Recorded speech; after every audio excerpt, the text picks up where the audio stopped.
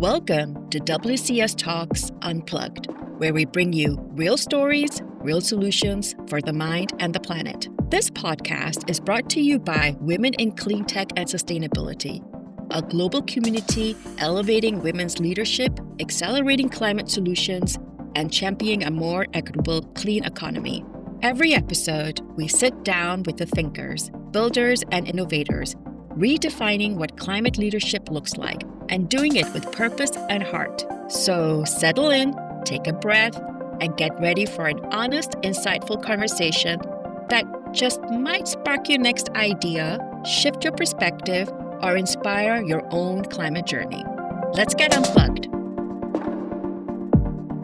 Welcome. I am your host today, Darlene Barrientos Crane, president of the Craneworks Business Growth Advisor. Our guest today is Nili Persits, who is the CEO of Dottir Labs. And Dottir Labs brings advanced optical sensing out of the lab and into real-world water monitoring. She earned her PhD in electrical engineering at MIT, where she focused on building optical systems designed for practical deployment rather than controlled research settings. Nili is a 2023 Activate Fellow, Equalize competition winner, and a 2025 Ocean Exchange finalist. So she has a tremendous amount of experience to bring to us today. The topic that we're going to cover today is moving beyond the challenges. As women entrepreneurs and business owners, we have a lot of challenges on our plate.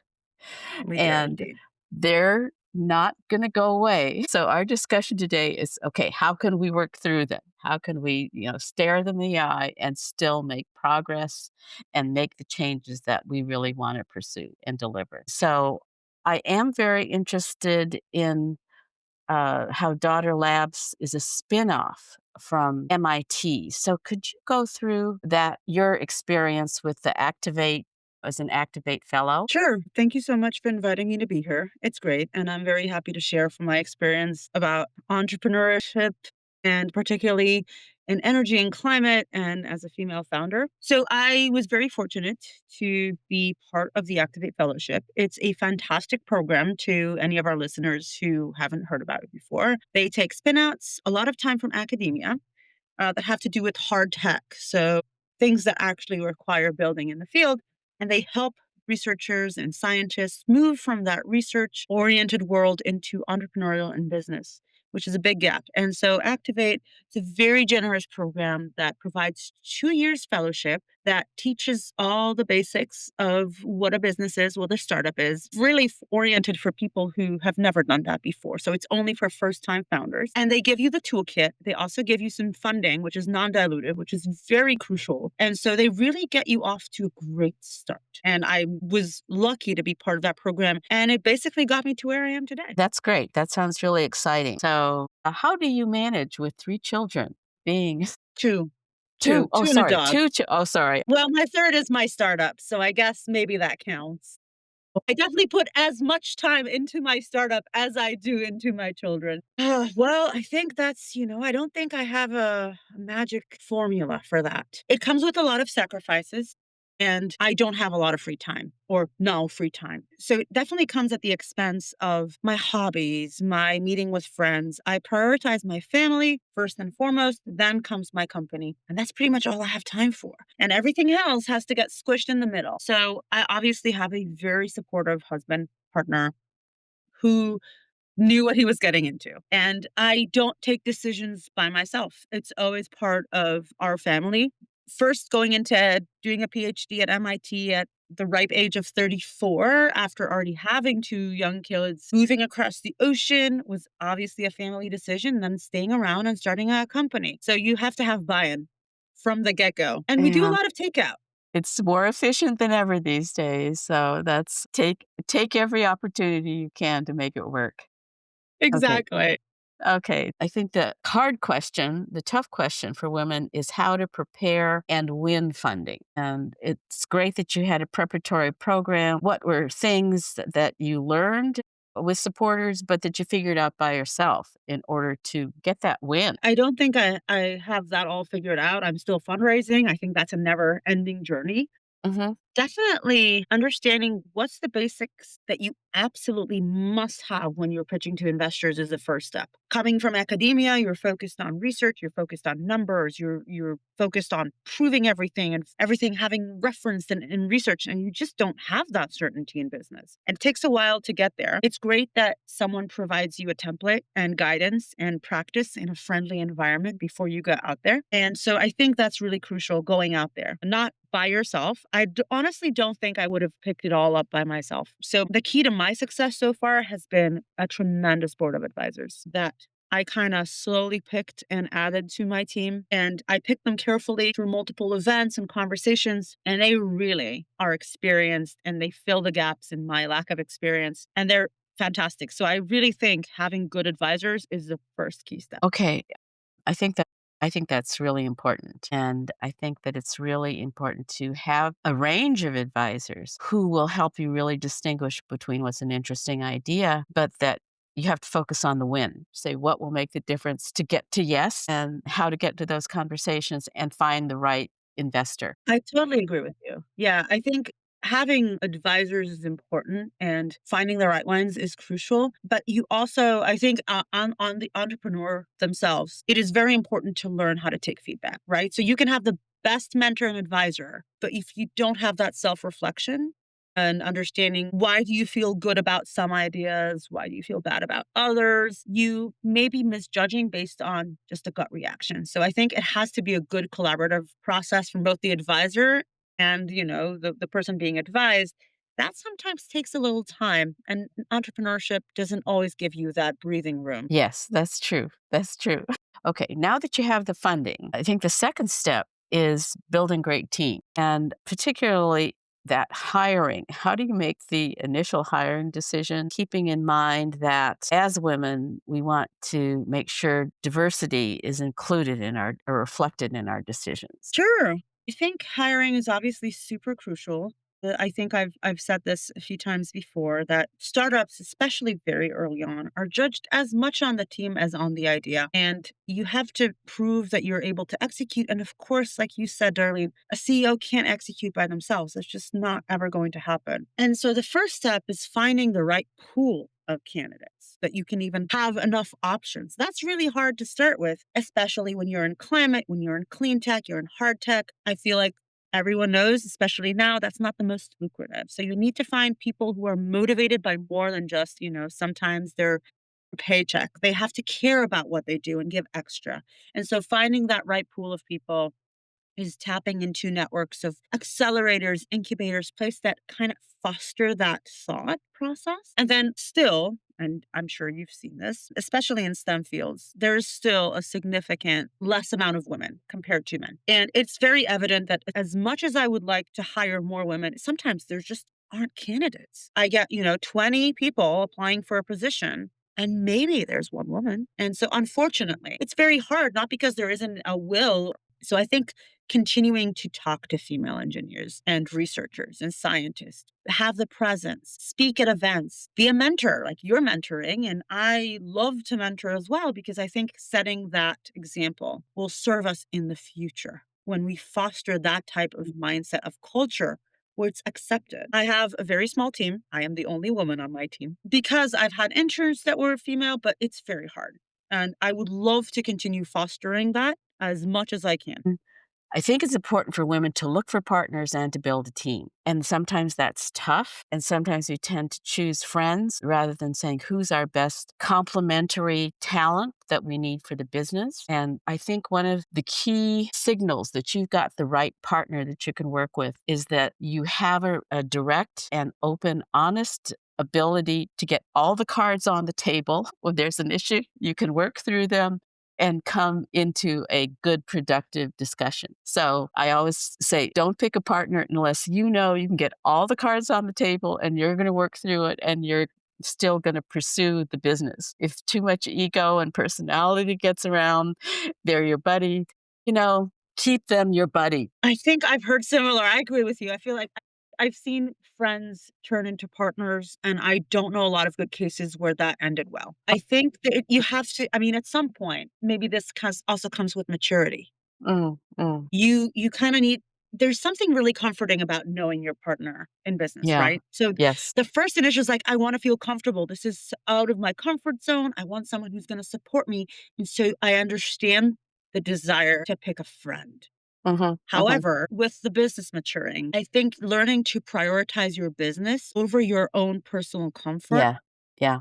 super important, but also so hard, right? I wish there was a way to bridge that. But I see it and I agree with you. Picking good people to work on your team, especially if they're a little focused on giving the correct feedback and their true feelings in a way that you can take it and absorb and actually incorporate into your strategy or whatever you're doing, working on. That's what makes a huge difference, especially early on. Yes, and after working with hundreds of businesses, the pattern is I would say partners and small leadership teams will outperform those with the one brilliant owner. So I think one of the constraints for women is we tend to resist. We fought so hard to get in a leadership position. Sometimes you don't know how to let go and say, okay, let's bring these others and let's build something that's bigger beyond all of us. I think that's a hard concept for us, but something to contemplate no matter what size company you're aiming for. Yeah, I think, there's kind of two things here. As a solo founder, I do a lot of the things by myself and I get advice from my advisor. Some of it, feels right for me and I take it in and sometimes it feels wrong and I just say, maybe not now, maybe never, but it doesn't feel like it's a good fit for me right now. So that's part of being a solo founder. I think good and bad. The other part I want to kind of talk about with what you just said is that I think it's portrayed like the brilliant solo entrepreneur is the way to go. And I feel people have that in their mind where very rarely in business or in science is it a single person. It's actually the teams that Yeah. make difference. Yeah. You always get one Nobel laureate, but there's decades of research and laboratory and technicians and students all working behind the scenes to get that. I don't feel like our culture is good at reflecting how important collaboration is, especially when you think about these star startups and their founders, right? We're definitely in agreement on that. Okay. So, from your perspective, in terms of science and heavy industrial period, how do you deal with the culture in terms of getting buy in for your projects and testing your products and whatever? Yeah, that's a tough one. So I came from the defense industry. Before coming to MIT, which was pretty late, I worked in defense for about almost 15 years. Then I decided I really want to switch gears and do meaningful engineering, but for biological applications or environmental applications. So I had like this, I would say midlife crisis, where maybe today is more like a third life crisis. But I wanted to Okay. switch into something I felt really passionate about. Yeah. And so I was sadly accustomed to having a very male dominant environment Mm. so I think this is bad, but kind of got me to where I am, where I can just brush it off. I don't think that's necessarily good. I brush it off. And now, after coming to MIT and graduating my PhD, that does give you like a bit of an advantage walking into a room Okay. where you're like, Okay. "Oh, by the way, I have an electrical engineering PhD from MIT." So people are already like, "She probably is smart. She probably knows a little bit of what she's talking about," right? Of course. Of course. But I do feel women, and I feel this too, face more objections. They face more questions that are about hedging risks instead of how they're going to succeed. I feel like I have to be on the defensive a lot of time instead of being on the offensive. And that's part of something I've gotten used to. I did get coaching and mentoring because a lot of female entrepreneurs deal with this. And so reframing the answer the way you want to frame it and not the way you were asked the questions, tricks that are, but you have to practice. At first, I was a little shocked.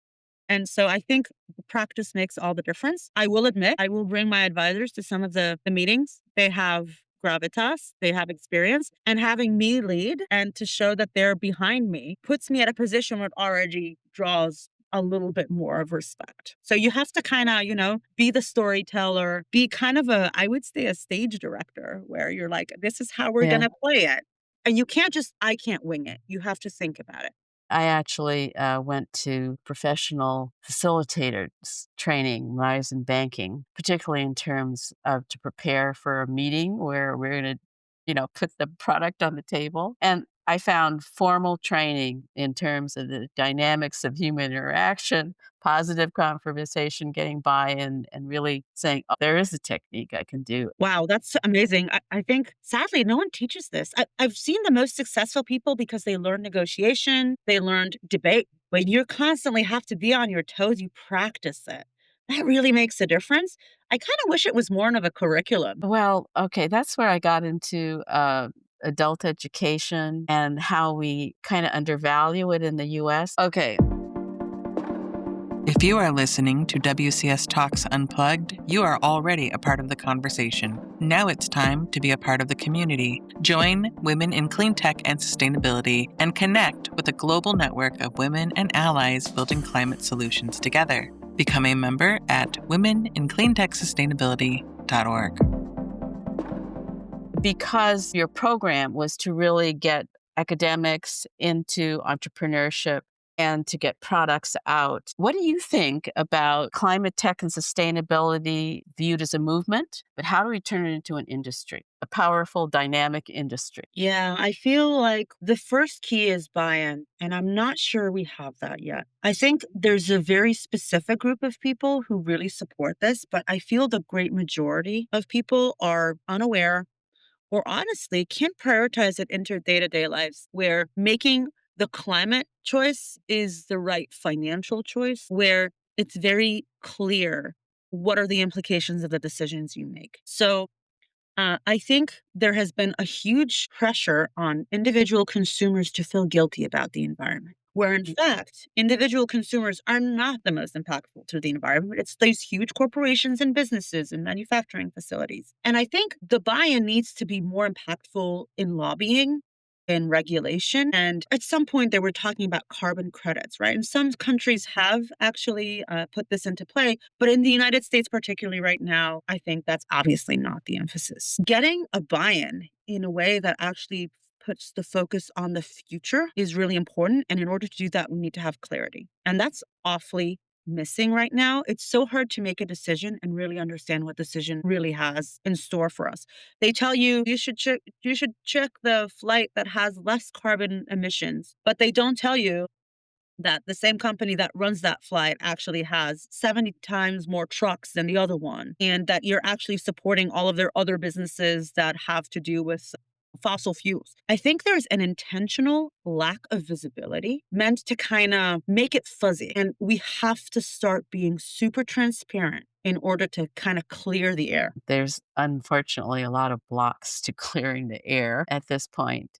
And I also think there's a different approach to take because there's the way it's being presented is about fear. And I think we need to create our products and more clearly communicate how they are possible solutions so that people can welcome them into their communities. You know what? I haven't thought about it, but I really like what you said right now because when you frighten people, they don't want to think about it. Yes, When yes. you initiate fear, the first response is actually, I want to just, run to my Netflix show or to like something comforting. Whereas if the narrative was this is the positive impact, maybe we wouldn't shy away from the change, even if it's a little harder because we feel good about it.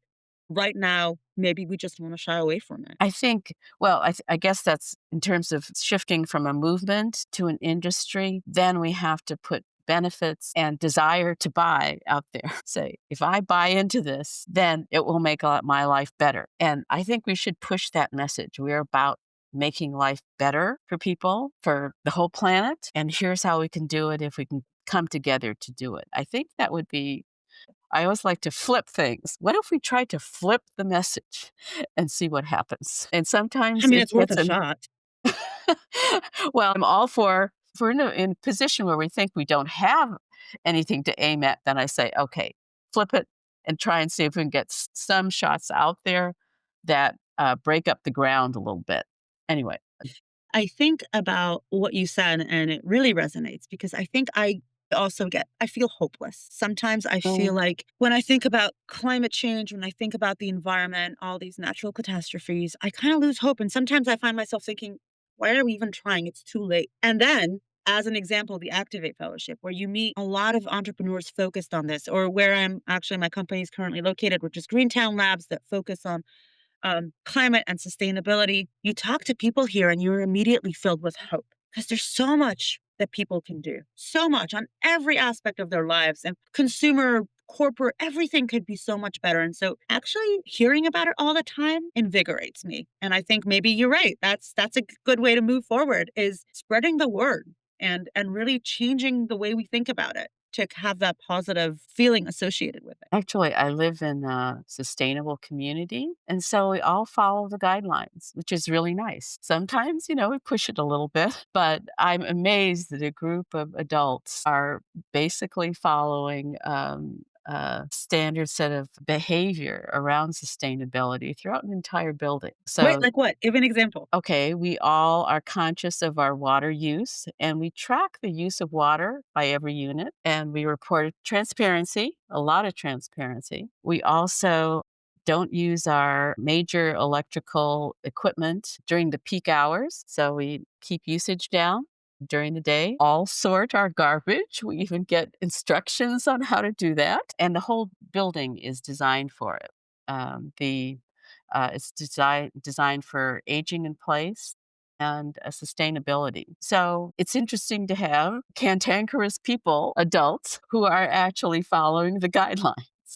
So it's possible. It's possible.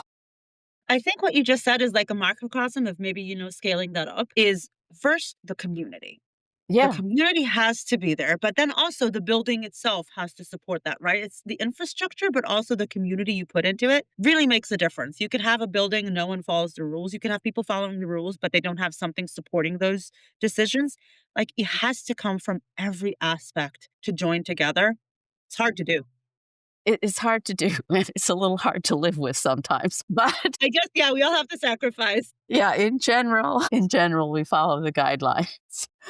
So it can be sustainability can be on every level, which is positive, I think. I'm encouraged that we're trying. Okay, going back to teams, now that you are the CEO, when the team is out of alignment and there's tension and conflicts, how have you evolved in your role in dealing with those things? Well, I have two girls that are almost teenagers, so mediation is something I practice daily. Okay, I okay. would hope to have more success in my business than in my family because they continue to fight, but I think that's just part of their growing process. That's But I think having a small team is really important to maintain communications. Open lines of communication. That's also a huge part of choosing the team members. People you feel comfortable speaking with, being honest, where you feel like they can take your honest feedback, but you can also take theirs, and that you respect one another.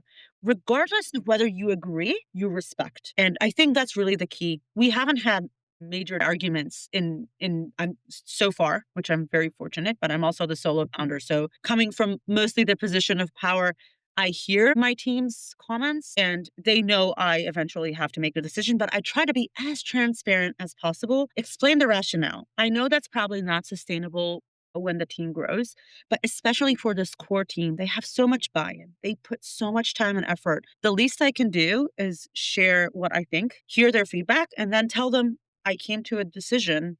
This is why, and I appreciate your feedback. So always encourage, never defensive, which is hard. That's also practice. People commenting about what you do isn't a reflection of who you are. It's a reflection of your actions. Sometimes that is very not about who you are in your core. It's a very important lesson. mm, okay. Facilitator training is an excellent device for when you get into larger, complex teams in terms of managing conflicts and tension and identifying the people that are going to be key for you to cultivate. And I was on one major project, and I think one of the rules is to sometimes give the biggest objector a key role so that they have to learn the whole project. That's amazing to turn the person who's objecting you into your ally. I feel like you make them feel like they belong. Despite the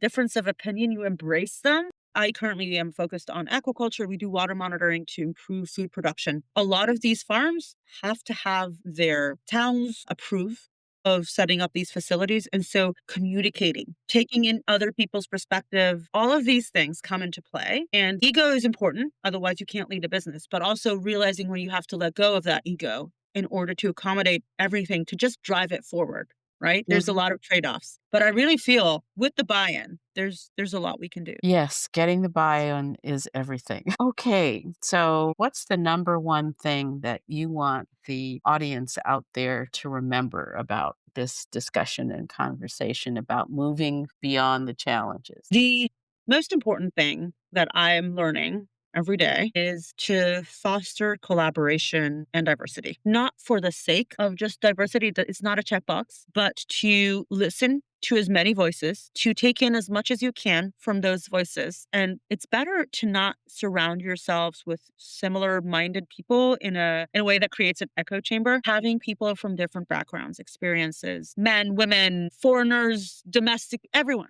Everyone has a very different life perspective. They bring a lot of that into what they think. And I think having that plethora of opinions is really crucial to success, long-term success. You could have a very short-term success without any of that. But to build real sustainability, to really understand what people need, but also how to drive change, people need to feel included.